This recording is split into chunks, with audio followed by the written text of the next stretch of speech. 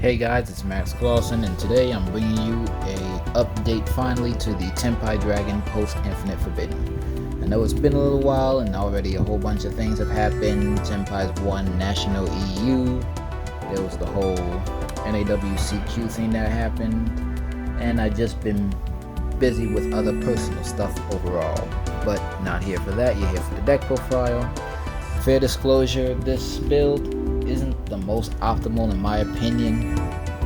There were ratios that I kind of wish I probably kept and think that I could tweak, but I couldn't at the time, so there's that.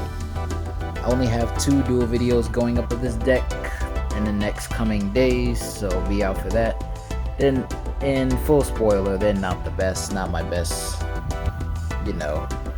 not my best work, not my best actions, but still got footage for you guys. Thanks for sticking around.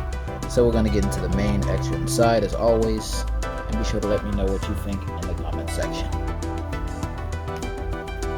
Starting off for basic, we have 3 Tenpai Chandra, 3 Tenpai Pydra, 1 Fedora, and the 1 new Genroku coming out of Infinite Forbidden, as well as the Dora Dora. These are all your little fire dragons that you run.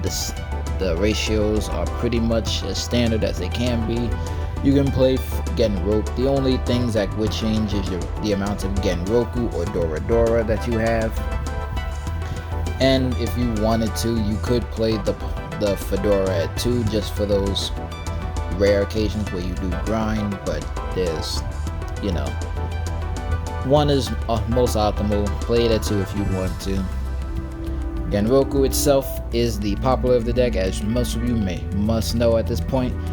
If you add it, you can reveal it and summon it from your hand as a tuner, and then you can't. And on your turn, you can tribute this card to summon any one of your Tenpai dragons. But for the rest of that turn, you are locked into fire dragons. Dora Dora is your searcher for your dragons, so it's another way you can activate Genroku should you go first, which is one of the reasons why I feel like this card is likely more so a 2-of card, because at the end of the day, the only real normal summons we have are 1, 2, 3. This obviously being a summon you want to have in the battle phase, so only real normal summons are Tenpai Dragon, Pydra, and Genroku. So you can play this at 2 if you like to. I probably wish I did, but that's already done in the past. Next up, we have 3 Sangen Summoning and 3 Sangen Kaiman. All the Tenpai basic support cards, as you all know, obviously run these at 3 until Konami gets enough of players complaining and bitching about Sangen Summoning being too overpowered. Play it all at the maximum. Next up for the consistency card is obviously the 3 Pot of Prosperity. Going second, you want to dig into all your pieces as much as you can to find your board breakers. No, nothing more, nothing less. And Tenpais can obviously OTK through this card, unless the rare chance that you did get hit with a Spooky Dogwood. For the blowouts, we have the Lightning Storm. Only card I did play as a kind of blowout, which is likely one of the reasons in the main deck, and like one of the reasons why I did so piss poor at my locals. But decided to run the 2, and then the 1 call by. You don't have to run this. It's only really for hitting like D-Shifter, but in the side, this deck can play D-Shifter itself, or hitting Ash when they try to hit your Sangen Kaiman in the battle phase. That's it for that. Let's go on to the hand traps, which is the abundance of. Decided to play the 2 Nibs and the 1 Bestial. Nib because not a lot of people will expect it. They will. If they know where you're going second, they will expect Tenpais, obviously. But it's still a good card overall. Magnamut is the honorary Tenpai and the only level 6 dragon to help make level 10s even better. What Tenpais did need is another fire dragon that could help make the level 10 synchros, but you know, guess can't have everything. Other generic stuff: 3 Ash Blossom, 3 Droll and Lockbird, 3 Effect Veiler, 3 DD Crow, and 3 Infinite Impermanence. Obviously versatile, stop your opponent from interacting with the deck for the rest of the turn. Effect negation, and the DD Crow that does hit a lot of decks, like should you go up against White Forests, or White Woods as I like to still call them, hit the toy monsters so they don't come out the graveyard, or if you can, hit the White Forest Synchro monsters, because White Forest decks only ever play 1 copy since they all can just be shuffled back constantly, which is really crazy. Is what keeps that deck in the grindiest of games that has no business winning. But in other matches, this does really help. So, you know, 3 DD Crow. It's all the hand traps. A massive of 18, if I do remember right. It's so disgusting. That's it for the main deck. Moving on to the extra. I had the 1 Moonlight, which I didn't really want to play, but I only played because I didn't have Kui Belt. If you do have Kui Belt, play that instead of this card, because that does help in the grander scheme of things. Only summoned it once. It didn't really help because I just removed the Nibiru token I made on the opponent's field, but I couldn't ulti-carry. The 1 Black Rose, the 1 Meteor Burst, the Samurai Destroyer, the 2 Bident Dragon, the Dragian, and the Transcendent Dragian, as well as the last card I do have is the Vorp Gate.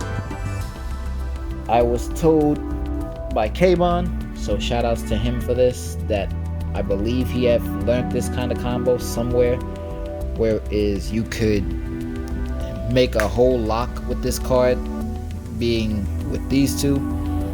You would Synchro Summon into this, use its effect to reborn. In that same chain, you use one of your little Hydras to sync off with this to make this. After this effect will only lock you into Fire Dragons when it resolves, or you know, when it fully resolves, I guess. And once you go into this, you remove everything. Your opponent, I believe it states that, you know, you special summon as a player that banished all the cards, fired all the monsters that were banished.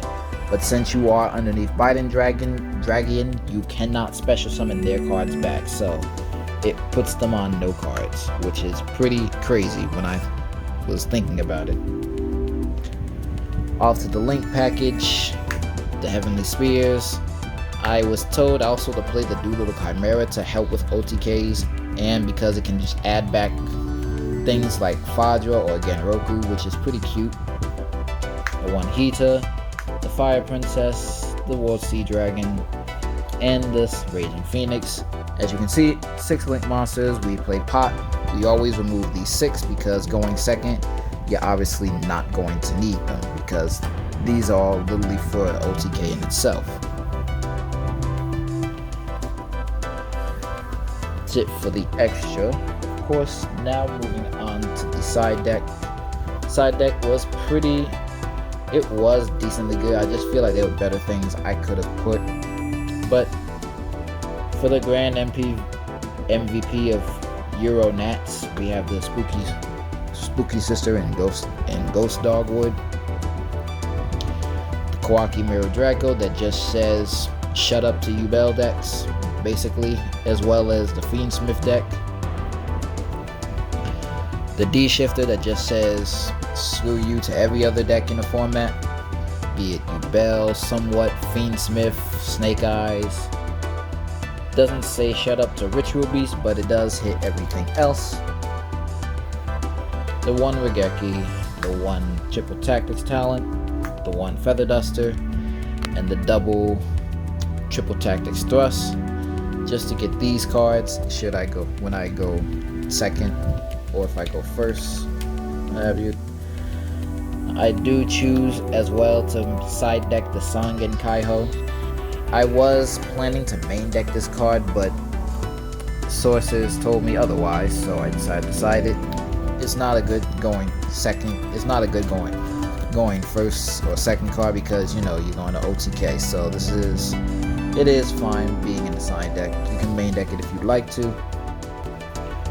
The Rivalry and the Anti-Spell Fragrance as our honorary still degenerate floodgate cards. That is it for this Tenpai Dragon deck profile.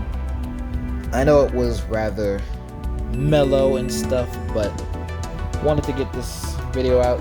Just getting off work at this point, so I'm tired, and also with my own other things. And I have a lot more other decks that I do want to update and bring to you guys. I just have to find the ideas, play test, do test hands, all of that. And currently the format of Yu-Gi-Oh is still boring. So that being said, be sure to like the video if you did, subscribe to my channel for more upcoming content. Also follow my Twitch link because I am planning to do a lot more streaming, and I may stream on YouTube as well. And follow my Patreon to help support it, help me to get motivated to make even more side things for special assistance helpers, because as I said, I do these videos for you guys and for myself. So all that rambling, hope you enjoyed, and see you all in the next video.